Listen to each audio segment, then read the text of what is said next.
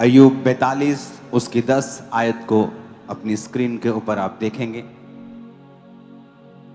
अपनी बाइबल को उठाओ जरा अपने हाथों में, मैं देखना चाहता हूं कितनों के पास है। ओ, सुधर गई है चर्च। हाँ, कॉन्ग्रेचुलेशन। जिनके पास नहीं है वो लेके आएंगे। बिना बाइबल आप कैसे वचन समझेंगे मेरे को मालूम नहीं। बिना हथियार आप कैसे लड़ेंगे मुझे पता नहीं। अय्यूब 42 उसकी 10 आयत में लिखा है। मैं 1 2 3 बोलूंगा, आप सब लोग पढ़ेंगे।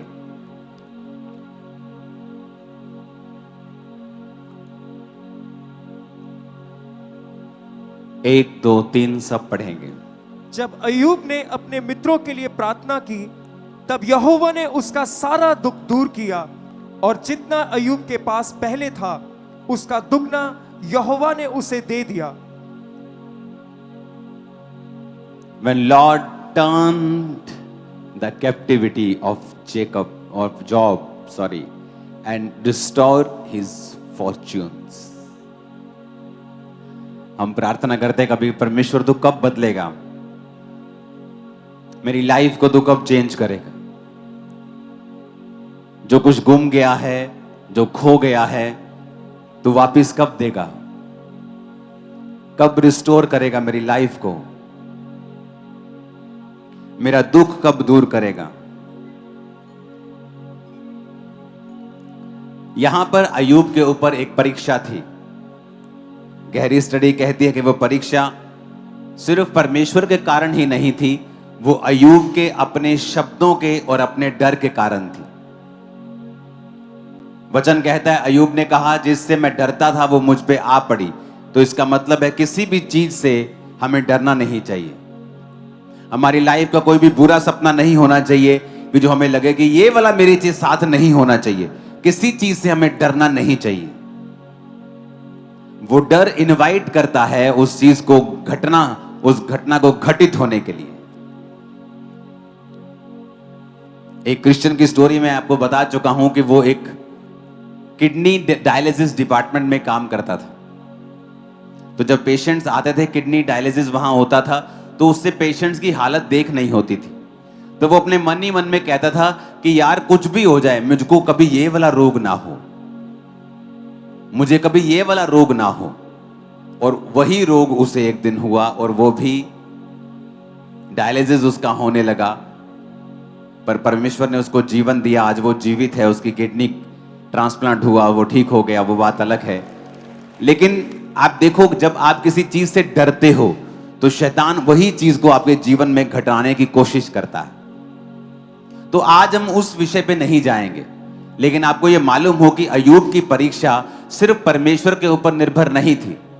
अय्यूब की परीक्षा का कारण अय्यूब ने खुद कहा कि जिस बात से मैं डरता था वो मुझ पे आ पड़ी। लेकिन वो धर्मी था, लेकिन वो पवित्रताई में था, परमेश्वर के करीब था, विधवाओं का रखवाला था, अनाथों का सहायक था, परदेशियों को हाल चाल उनका जबरदस्ती वो पूछ लेता था। इसलिए परमेश्वर ने उसे सबसे ऊंचा किया था। लिखा पूर्वी देशों में वो सबसे बड़ा था। सबसे ज्यादा ऊंट, बैल, घोड़े, बकरे, सबसे ज्यादा भेड़ें उसके पास थी। सबसे ज्यादा पवित्रताई में भी वही था। और बाइबल कहती है कि धन परमेश्वर की आशीष से मिलता है और वो उसके साथ दुख नहीं मिलाता। तो परमेश्वर ने उसको धन भी दिया था, उसको आशीषित भी किया था। लेकिन कुछ कमी जो अय्यूब की लाइफ में थी और कुछ परमेश्वर की मर्जी, दोनों इकट्ठी हो गई और अय्यूब के लाइफ के ऊपर परीक्षा आई। जब उसका सब कुछ चला गया, अंत में बीमार हो गया और ठीकरा लेकर अपने फोड़ों के ऊपर वो खुजलाने लगा और उसके 3 दोस्त उसके पास आए। जब 3 दोस्त उसके पास आए तो 7 दिन तक कोई बात नहीं की। 7 दिन वो भी साइलेंट है, उसके दोस्त भी साइलेंट हैं। और साइलेंट इसलिए थे क्योंकि वो जताना चाहते थे कि हमारा जो तेरा जो दुख है, हमें भी बहुत दुख लगा है। लेकिन उसके दोस्त जब बात करने लगे अय्यूब से और कहने लगे कि तूने कुछ ना कुछ तो पाप किया होगा, तूने कुछ ना कुछ तो गलती की होगी, ऐसे ही परमेश्वर का दुख तेरे ऊपर नहीं आया। सर्वशक्तिमान कभी गलती नहीं करता। ऐसा इतना बड़ा भयानक दुख तेरे पे आया है, तूने पक्का घमंड किया होगा, तूने पक्का कोई मुश्किल की होगी, तूने पक्का कोई गलत काम किया होगा, क्योंकि सर्वशक्तिमान तो न्याय करने वाला परमेश्वर है, वो अन्याय नहीं है। तो पक्का तूने कुछ किया है। और लेकिन अय्यूब अपनी बात पे खड़ा रहा कि मेरी कोई गलती नहीं है, मेरा कोई अपराध नहीं है, मेरा कोई पाप नहीं है।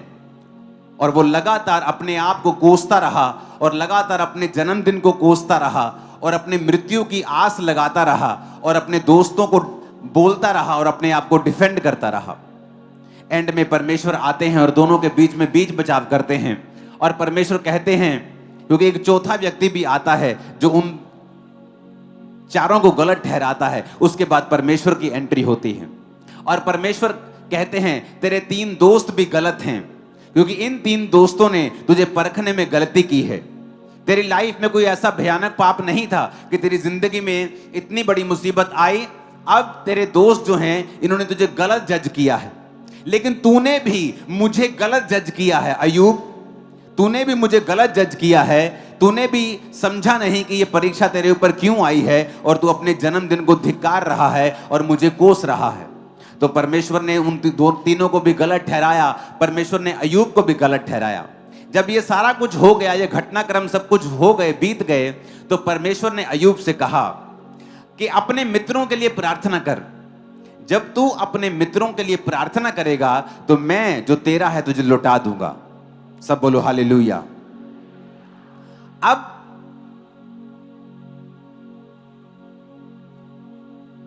उसके मित्र तो गलत थे, उन्होंने जज गलत किया, अय्यूब को गलत जज किया, पर फिर भी परमेश्वर ने कहा कि अपने मित्रों के लिए प्रार्थना कर।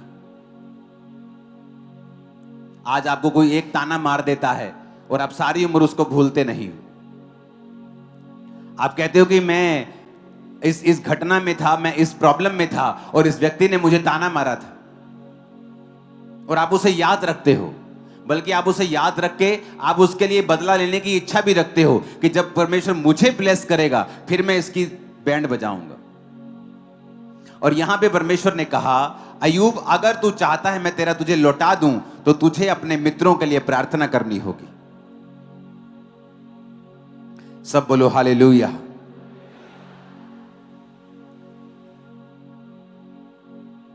तुझे अपने मित्रों के लिए प्रार्थना करनी होगी। और वचन कहता है अय्यूब ने जब अपने मित्रों के लिए प्रार्थना की, यहोवा ने उसका सारा दुख दूर कर दिया। सारा दुख। उसके मित्र भी श्राप के भागी नहीं हुए, क्योंकि जब आप किसी के लिए प्रार्थना करते हैं जिन्होंने आपको दुख पहुंचाया हो, जब आप उनके लिए आशीष के लिए प्रार्थना करनी शुरू करते हैं तो ऑटोमेटिकली आप उन्हें माफ कर देते हैं। जब एक गंदा बर्तन हो और आप अगर फैसला कर लें कि आप उसे उसमें खाना चाहते हैं कुछ, तो ऑटोमेटिकली आप उसे साफ करेंगे पहले, और जब आप उसे साफ करेंगे तो फिर ही आप उसमें खाएंगे। तो जब आप ऑटोमेटिकली ये फैसला कर लेते हैं अपने दूसरे लोगों के लिए प्रार्थना करने का, चाहे उन्होंने आपके लिए दुख दिया हो, चाहे वो परमेश्वर का दास हो, चाहे वो आपकी फैमिली हो, चाहे किसी कोई दुख देने वाला हो, चाहे वो आपके अगुवे हो, चाहे वो कोई भी जन हो, जब आप प्रार्थना करना शुरू करते हैं तो वचन कहता है कि परमेश्वर आपको आशीष देना शुरू करता है। आज हम परमेश्वर के वचनों को पढ़ेंगे, फिर से हम जाएंगे गलातियों 6 उसकी 2 आयत को पढ़ेंगे। उसमें लिखा है, तुम एक दूसरे का भार उठाओ और इस प्रकार मसीह की व्यवस्था को पूरा करो। अब उसने ये नहीं लिखा है कि तुम एक दूसरे का भार उसी का उठाओ जो क्रिश्चियन है, तुम सिर्फ मसीह लोगों का भार उठाओ। उसने ऐसा नहीं लिखा। वचन कहता है कि प्रभु यीशु मसीह ने सब जातियों के लिए, सब लोगों के लिए अपने लहू को बहाया। यीशु मसीह के पास सामरी आया, यीशु मसीह के पास लोग आए, सब लोग परमेश्वर ने चंगे किए, सब लोगों को आशीष दी।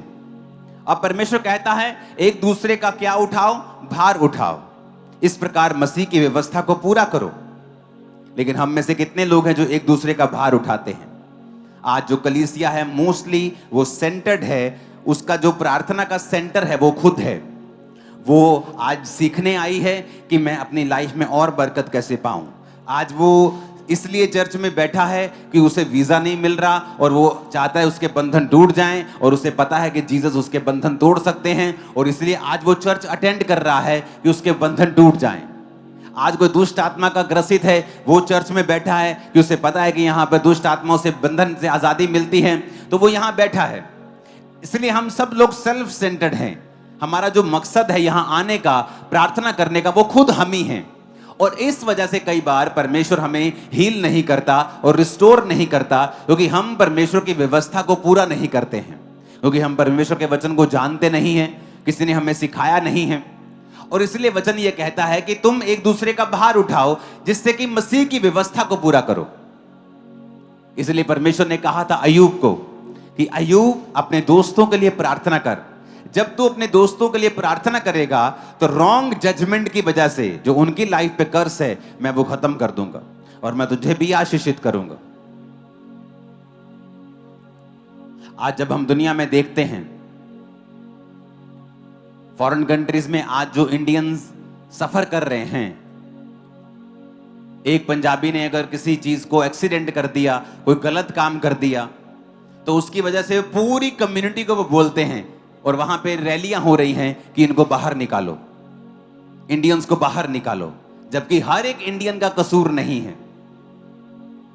कोई बीच पे जाके गलत काम कर रहा है और सब इंडियंस को समझ रहे कि सारे इंडियंस ऐसे हैं। कोई प्रवासी पंजाब में कोई गलत काम कर रहा है तो सारे प्रवासियों को निकालने की जरूरत नहीं है, क्योंकि सारे गलत नहीं हैं। जिस तरह सारे पंजाबी गलत नहीं है फॉरेन में, उस तरह सारे प्रवासी भी गलत नहीं।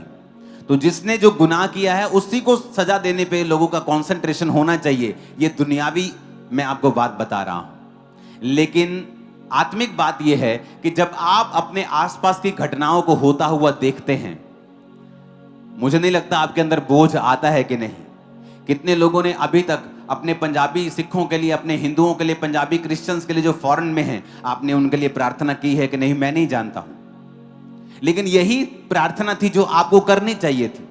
पर आप जब भी प्रार्थना में बैठते हैं, आप सोचते हैं आज मुझे अपने लिए मांगना है, आज मुझे अपने बेटे के लिए मांगना है, आज मुझे बंधनों से आजाद होना है, मुझे प्रार्थना करनी, मुझे आत्मा में बढ़ना है।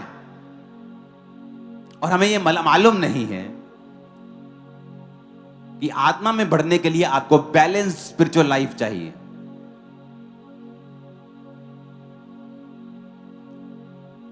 जब आप शरीर में देखते हैं कि आपके लिए कुछ खाना कोई अच्छा है, आपके लिए एग्स अच्छे हैं, तो आप सारा दिन एग्स पे नहीं निकाल सकते।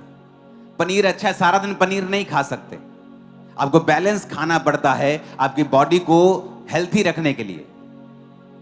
वैसी स्पिरिचुअल लाइफ है, आपको आत्मा में बढ़ना है, तो इसका मतलब यह नहीं कि आप अपने लिए ही प्रार्थना करते रहोगे 24 घंटे तो आप आत्मा में बढ़ जाओगे। आप ऐसे नहीं बढ़ोगे। वचन कहता है एक दूसरे का भार उठाओ। तो कितने लोगों ने आप में से प्रार्थना की अपने पंजाबी भाइयों के लिए, अपने इंडियंस के लिए?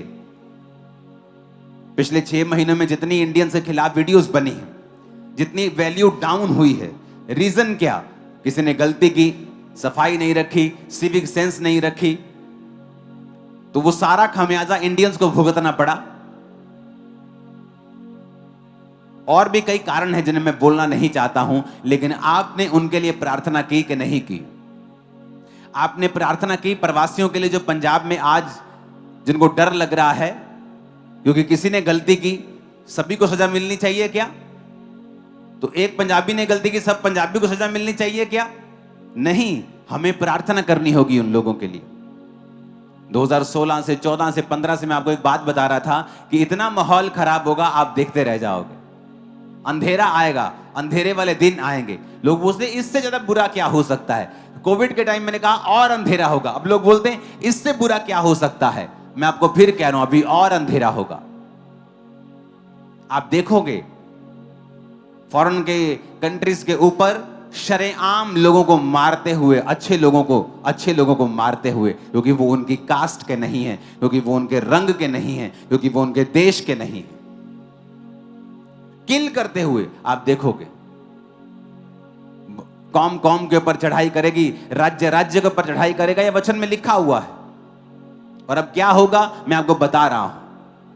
अगर आप देखेंगे इस साल के शुरू होने से पहले परमेश्वर ने मुझे सपना दिया था कि एम्बेरसमेंट का सामना कर रहे हैं इंडियंस, और तब कोई प्रॉब्लम नहीं हुई थी, तब तक सब सही चल रहा था। अगर आप देखेंगे उस प्रोफेसी को 31 नाइट की, आपको मालूम हो जाएगा कि परमेश्वर ने पहले से बता दिया था कि क्या होने वाला है। तारीफ करो खुदाबंद, वो बात कर रहा है हमसे। आमीन। तो हमें क्या, एक दूसरे के लिए हमने प्रार्थना की क्या? कि जब हम प्रार्थना करने के लिए बैठे, सुबह आप 1 घंटा अपने लिए पर्सनल प्रार्थना करो, अपने लिए मांगो, अपने बच्चों के लिए मांगो, अपनी स्पिरिचुअल लाइफ के लिए मांगो। फिर दिन का एक समय ऐसा रखना चाहिए जहां पर आपको दूसरों के लिए प्रार्थना करनी। वो आपको जानते हो जरूरी नहीं है, वो हमारे पंजाबी हो सकते हैं फॉरेन में, वो हमारे इंडियंस हो सकते हैं फॉरेन में, वो हमारे क्रिश्चियन भाई हो सकते हैं छत्तीसगढ़ में, राजस्थान में, मध्य प्रदेश में, जो परसिक्यूशन का सामना कर रहे हैं। परमेश्वर का दास है जो आपके लिए वचन दे रहा है और लीड कर रहा है, और हर एक तरह की जो मुश्किलें हैं उनका वो सामना कर रहा है। आपकी चर्च की टीम, आने वाले मीटिंग्स, क्रूसेड्स, सभाएं, सुसमाचार का काम हो, कितने विषय हैं आप लोगों के लिए प्रार्थना करने के लिए। क्योंकि अगर हम सेंटर रहेंगे, अपने लिए प्रार्थना करेंगे, करते जाएंगे, अपने बेटे के लिए 6 घंटे प्रार्थना करते जाएंगे, तो कभी भी वो बैलेंस प्रार्थना नहीं है। और जो चीज बैलेंस में नहीं होगी, आपकी लाइफ में कभी रिजल्ट को नहीं लेके आएगी। वचन में लिखा है, एक दूसरे का भार उठाओ। इफिसियां 6 उसकी 18 आयत में पढ़ेंगे, हर समय हर प्रकार से आत्मा में प्रार्थना और विनती करते रहो, इसलिए जागते रहो कि पवित्र लोगों के लिए लगातार विनती किया करो। अब यहां पर क्रिश्चियन लोगों के लिए प्रार्थना करने का स्पेशल आपको बोला गया है। पवित्र लोग किन्हें कहा गया है? जो मसीह में हैं। कि जब तुम प्रार्थना करने के लिए बैठते हो तो प्रार्थना और विनती करो, और पवित्र लोगों के लिए प्रार्थना करो। पहला तीमुथियुस 2 उसकी 1 आयत में लिखा है, मैं सबसे पहले आग्रह करता हूं कि विनती, प्रार्थना और निवेदन और धन्यवाद सब मनुष्यों के लिए किए जाएं। सब मनुष्यों के लिए। आपकी लाइफ में क्या हो रहा है, आपके मोहल्ले में क्या हो रहा है, आपके स्टेट में क्या हो रहा है। लोग बोलते थे इनको प्रार्थना करनी चाहिए, ये प्रार्थना करके बारिश को रोक नहीं सकते। जिस दिन वीरवार को चर्च में प्रार्थना के लिए बारिश हुई थी, प्रार्थना हुई थी, तब से बारिश नहीं हुई है। और जब मैंने ये पढ़ा कि वहां पे आ रहा था कि सितंबर विल बी द वेटिएस्ट मंथ, कि सितंबर सबसे गीला महीना होने वाला है। मैंने कहा परमेश्वर, सितंबर से पहले ही लोगों को तूने इतना गीला कर दिया, और गीला होगा तो मुश्किल हो जाएगा। तो मैंने कहा चलो अब टाइम आ चुका है, पूरी चर्च को बुलाया जाए और हम प्रार्थना में जाएं। और थर्सडे आपने फास्टिंग की, प्रेयर की, परमेश्वर ने सुना, सूखा कर दिया महीना गीले के बजाय। यहां पर लिखा है सब मनुष्यों के लिए। फिर आगे लिखा है राजाओं और ऊंचे पद वालों के निमित्त, इसलिए कि हम विश्राम और चैन के साथ सारी भक्ति और गंभीरता से जीवन बिता सकें। अब यहां पर लिखा गया है पॉलिटिशियंस के लिए प्रार्थना करो। आप में से कितने लोग हैं जिन्होंने अपने एरिया के एमपी के लिए कभी प्रार्थना की है? आपके एरिया का एमएलए कौन है, आपने कभी प्रार्थना की है? आप हमेशा नुकसान ये हो गया मेरा, आप कमियां निकालते हम लोग, हाँ, लेकिन हम कभी प्रार्थना नहीं करते कि परमेश्वर हमारे एरिया के एमपी पर अपना अधिकार कर, वो हमारे एरिया की बेहतरी के लिए कार्य करे, उसको बोझ दे, उसका दिल और दिमाग बोझ से भर जाए, वफादारी वाला जीवन दे, करप्शन लेस लाइफ तो उनको दे। अपने प्रधानमंत्री के लिए, अपने मुख्यमंत्री के लिए, मंत्रियों के लिए। कितने लोग हैं जो रोज प्रार्थना करते हैं? वचन कहता है कि रोज प्रार्थना करनी है राजाओं के लिए और ऊंचे पद वालों के लिए। हालेलुया। आज जब हमारी लाइफ सेल्फ सेंटर्ड है, सिर्फ अपने लिए हम प्रार्थना करते हैं, अपने ही बच्चों के लिए, अपने बिजनेस के लिए, अपनी स्पिरिचुअल लाइफ के लिए, तो वो एक सेल्फिशनेस का एक रूप धारण कर लेती है। और जब हम सेल्फिश होकर प्रार्थना करते हैं तो परमेश्वर हमें चंगा नहीं करता। फिर से पढ़ेंगे अय्यूब की आयत को। अय्यूब ने अपने मित्रों के लिए प्रार्थना की। अय्यूब 42 उसकी 10, मैं 3 गिनूंगा, आप हम इकट्ठे पढ़ेंगे, आपको समझ आएगा। 1 2 3। जब अय्यूब ने अपने मित्र के लिए प्रार्थना की, तब यहोवा ने उसका सारा दुख दूर किया, और जितना अय्यूब के पास पहले था उसका दुगना यहोवा ने उसे दे दिया। तारीफ करो जोर से।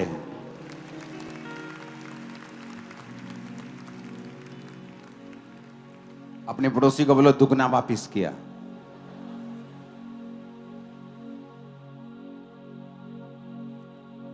फिर से बोलो अपने पड़ोसी को दुगना वापिस किया।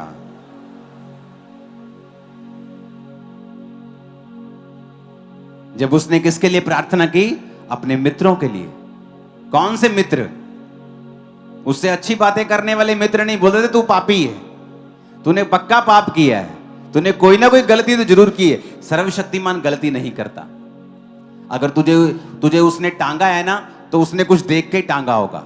अगर तेरी उसने ऐसी तैसी की है ना तो जरूर तूने कोई ब्लंडर किया है, ऐसे तो उसने नहीं तेरा किया काम। ऐसे तेरे परिवार में इतनी बड़ी मुसीबत कैसे आ सकती है? तेरा शरीर इतना बीमार क्यों है? पक्का तूने पाप किया है।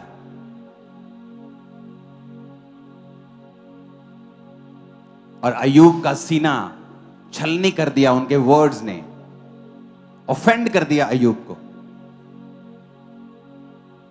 वो दुखी था कि जिन मित्रों की उसने सहायता की है, उनको ऊंचा लिफ्ट किया है, वो उसको पहचान नहीं सके। लेकिन खुदा ने कहा अय्यूब, अगर तू ऑफेंड हो जाएगा ना, अगर तू नाराज हो जाएगा तो तेरी प्रार्थना कबूल नहीं होगी। जब आप दूसरों को माफ करते हैं, एक्चुअल में आप अपने आप पर कृपा कर रहे होते हैं, आप अपने पर दया कर रहे होते हैं।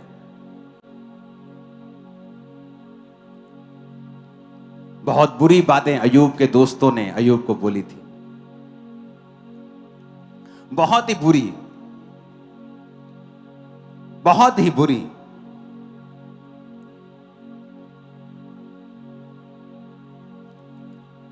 कुछ दोस्तों ने उसको बोला कि तुझ में बुद्धि की कमी है, कि तू परमेश्वर को समझता नहीं है।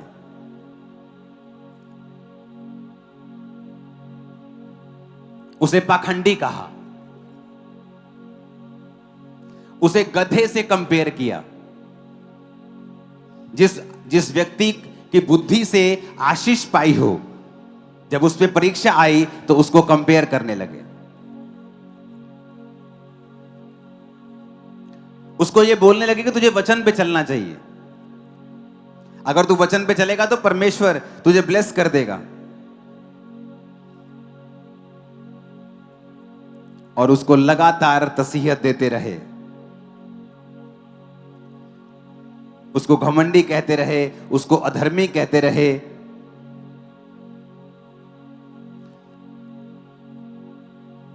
जज करते रहे कि शायद तू लोगों का पैसा रखकर अमीर हुआ है। बहुत कुछ उसको कहा, दुनिया की जो बात बोल सकते थे वो बोली उसे। पर परमेश्वर ने कहा अय्यूब, इनके लिए प्रार्थना कर। और अय्यूब ने जब अपने दोस्तों के लिए प्रार्थना की, परमेश्वर ने अय्यूब का सारा दुख दूर किया और दुगना उसे दिया जो खो लिया था, जो छीन लिया था।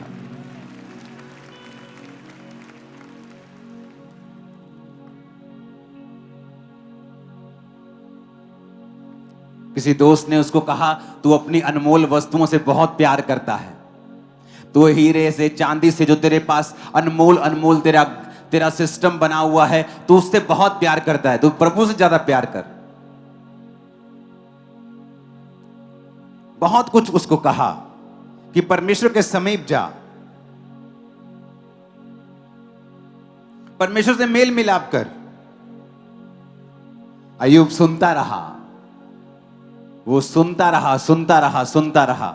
उसका दिल, जैसे उसका शरीर छलनी हो गया था, उसका दिल छलनी हो गया। लेकिन परमेश्वर आए बीच में और कहा अय्यूब माफ कर, तेरा दिल छलनी है, इससे तुझे ही नुकसान होगा। प्रार्थना कर अपने दोस्तों के लिए। दोस्तों के लिए प्रार्थना करते करते आप लोग एक दिन चंगे हो जाएंगे और दुख दूर हो जाएंगे और सब कुछ जो छीन गया था वापिस आने वाला है। आप सेलिब्रेशन करेंगे। आमीन ऊंचे वाला चाहिए चर्च। मैंने कहा आमीन ऊंचे वाला चाहिए चर्च।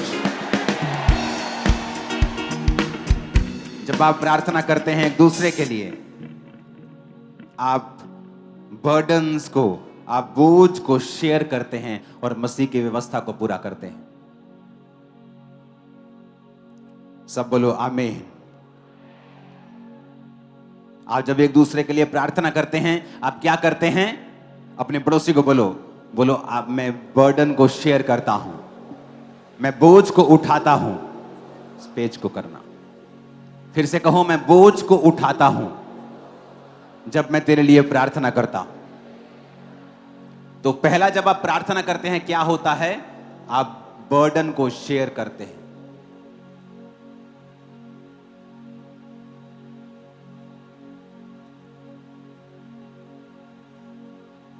अपने पड़ोसी को बोलो, दूसरे के बोझ को शेयर कर। दूसरा, जब आप प्रार्थना करते हैं, आप अपनी हीलिंग को प्रमोट करते हैं। इसको थोड़ा बारीक करो, किसने इतना मोटा किया है इसको?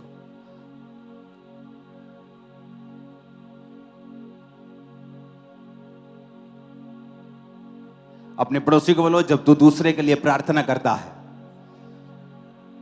तू अपनी हीलिंग के लिए प्रार्थना करता है।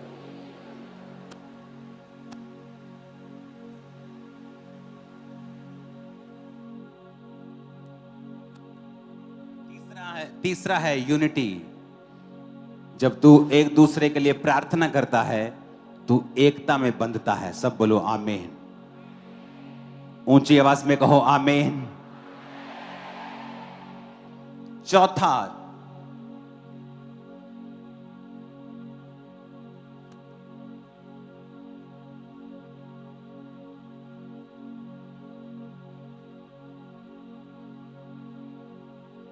जब तू प्रार्थना करता है एक दूसरे के लिए, तू क्राइस्ट को कॉपी करता है।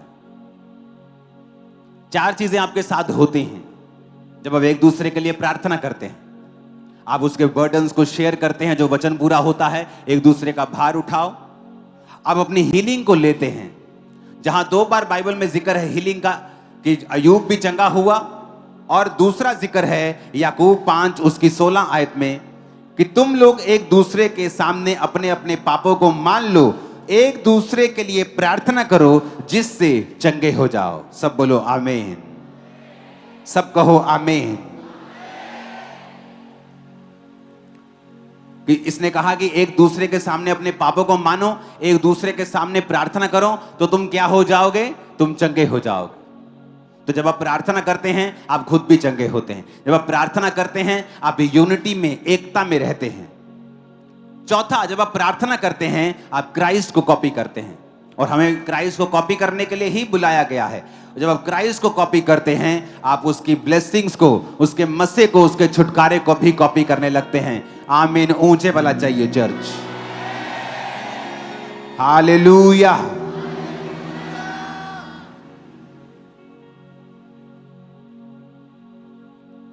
अपने हाथों को उठाओ इन चारों पॉइंट्स के लिए और कहो खुदा से कि परमेश्वर, मैं बर्डन्स को शेयर करूं ताकि मेरी हीलिंग हो, मैं एकता में रहूं और क्राइस्ट को इमिटेट करूं, उसकी कॉपी करूं। ऊंची आवाज में प्रार्थना करेंगे फिर से।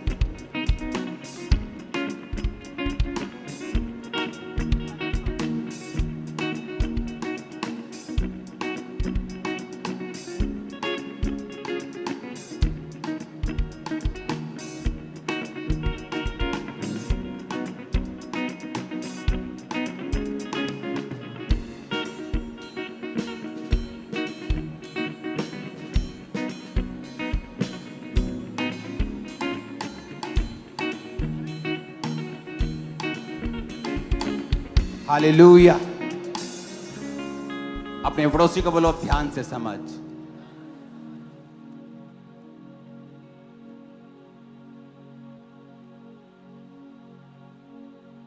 अपने पड़ोसी को बोलो, प्रे सिंसियरली।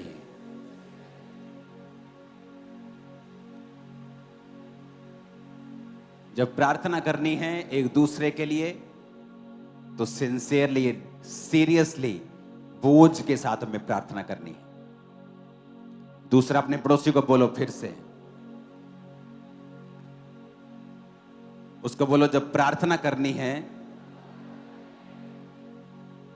तो वचन कहता है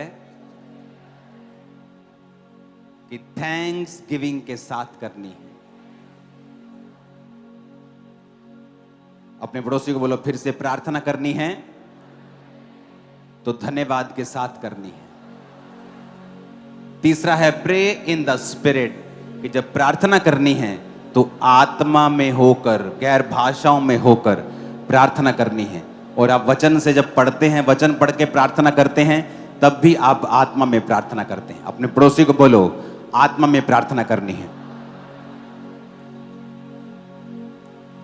चौथा है प्रे फॉर स्पेसिफिक नीड्स। इसका मतलब है कि जब तुम्हें प्रार्थना करनी है तो तुम्हारी प्रेयर पॉइंट क्लियर होना चाहिए कि तुम्हें क्या चाहिए।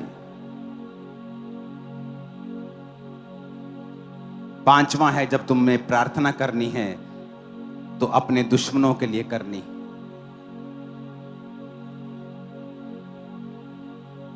सब पॉइंट्स को नोट करो कि जब प्रार्थना करनी है, सिंसियरली करनी है, आत्मा में करनी है, थैंक्स गिविंग के साथ करनी है, स्पेसिफिक यानी जो चाहिए क्लियर परमेश्वर को बताना है, और अपने दुश्मनों के लिए प्रार्थना करनी है। प्रार्थना करने से होता क्या है मैं आपको बता चुका हूं। आप बोझ शेयर करते हैं, आप एकता में रहते हैं, आप हीलिंग को रिसीव करते हैं, आप क्राइस्ट को कॉपी करते हैं। आज के बाद ये कलीसिया सेल्फ सेंटर्ड ना हो, सिर्फ अपनी गंगी ना गाए कि मुझे क्या चाहिए, मुझे कौन सा छुटकारा चाहिए। वो ये देखे कि आपके आसपास क्या हो रहा है, आपकी चर्च में क्या हो रहा है, कौन सी मीटिंग्स आने वाली हैं, आपके देश में क्या हो रहा है, आपके दूसरे हिंदू भाइयों को, सिखों को, मुसलमानों को, क्रिश्चियंस को क्या हो रहा है। ये सारी चीजें हमारी प्रार्थना का पॉइंट होना चाहिए। वचन में लिखा है तुम नमक हो, वचन में लिखा है तुम पृथ्वी की ज्योति हो, तुम धरती का नमक हो। तो नमक प्रिजर्व करने के लिए इस्तेमाल होता है, सुरक्षित करने के लिए, खराब ना होने के लिए इस्तेमाल होता है। और मैंने आपको प्रार्थना के फायदे बता दिए हैं कि जब आप एक दूसरे के लिए प्रार्थना करते हैं तो आपकी लाइफ में भी बरकत आती है। परमेश्वर समझता है कि आप एक सिंसियर बिलीवर हैं, आप एक अच्छे विश्वासी हैं, आप एक दूसरे के बोझ को उठा रहे हैं। फिर से पढ़ेंगे गलातिया 6:2, एक दूसरे का भार उठाओ, इस प्रकार मसीह की व्यवस्था को पूरा करो। इफिसियों 6:18, हर समय हर प्रकार से आत्मा में प्रार्थना और विनती करते रहो, इसलिए जागते रहो और पवित्र लोगों के लिए विनती करो। यानी अपने पास्टर्स के लिए, दूसरे विश्वासियों के लिए जो दूसरी स्टेट्स में हैं, अपने अगुवे के लिए कहता तो प्रार्थना कर। पहला तिमुथियुस 2:1 कि प्रार्थना कर सब लोगों के लिए, सब मनुष्यों के लिए। और पहला तिमुथियुस 2:2 राजाओं और ऊंचे पद वालों के लिए, यानी पॉलिटिशियंस के लिए, अपने मोहल्ले के प्रधानों के लिए कहता तो प्रार्थना कर।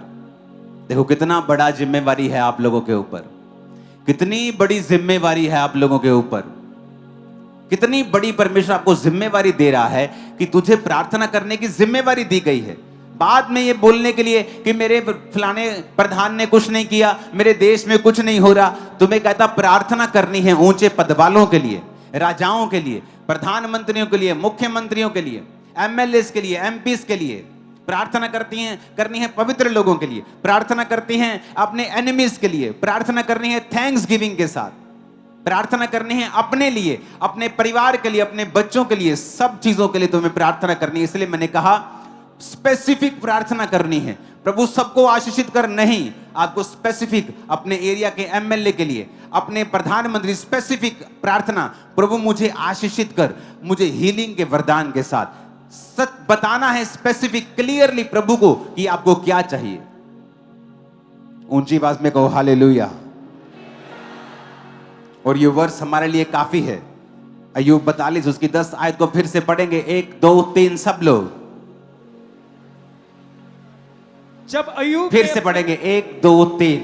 जब अय्यूब ने अपने मित्रों के लिए प्रार्थना की, तब यहोवा ने उसका सारा दुख दूर किया, और जितना अय्यूब के पास पहले था उसका दुगना यहोवा ने उसे दे दिया। आमीन। ऊंची आवाज में आमीन बोलो, ऊंचा।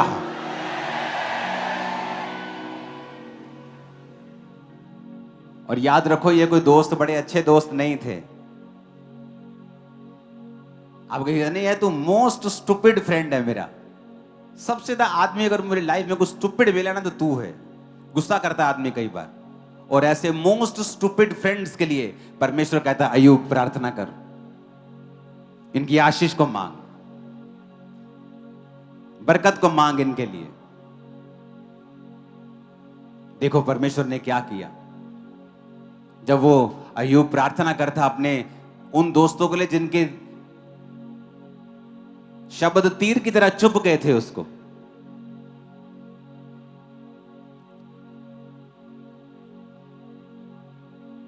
हालेलुया।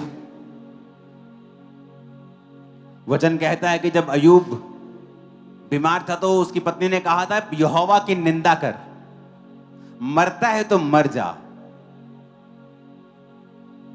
और अय्यूब जब सब तरफ से टूटा हुआ था और उसके 3 दोस्त जब उसके पास आकर 7 दिन जमीन पर बैठकर साइलेंट रहकर उसके साथ दुख मनाते हैं, तो अय्यूब ने सोचा कि कोई तो मेरे जख्मों के ऊपर मरहम लगाने के लिए आया है।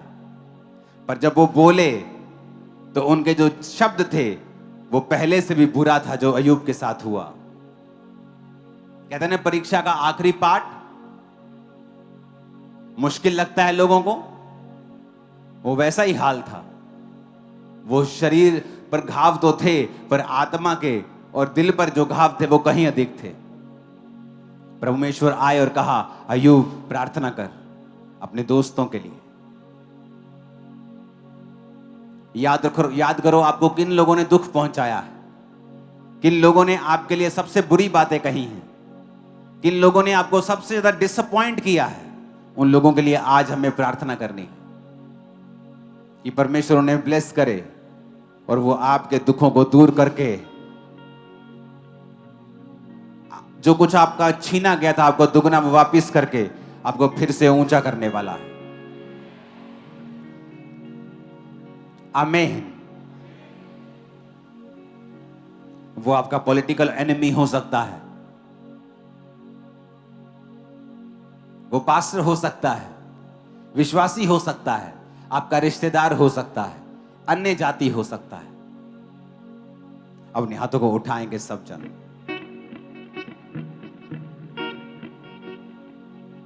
अपने हाथों को उठाकर हम सबके लिए प्रार्थना करेंगे, अपने विश्वासी दूसरे भाइयों के लिए, एनिमीज के लिए, जिन्होंने आपको दुख पहुंचाया उनके लिए, सबके लिए प्रार्थना करेंगे अपने हाथों को उठा के ऊंची आवाज में।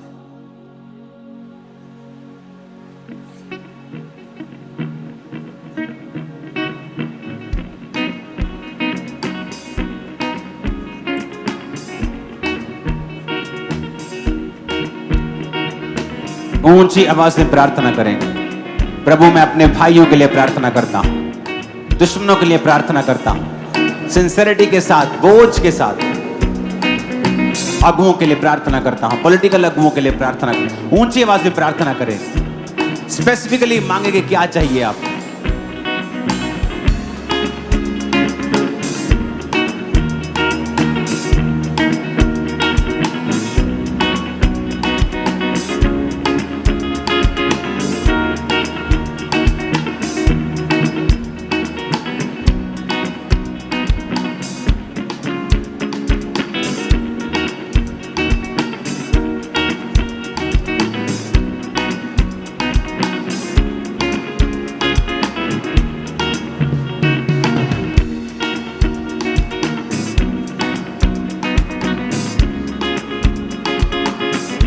यहोवा मेरे नाम है। ऊंची आवाज में प्रार्थना करेंगे एक दूसरे के लिए, प्रार्थना करेंगे अपने आत्मिक अगुओं के लिए, प्रार्थना करेंगे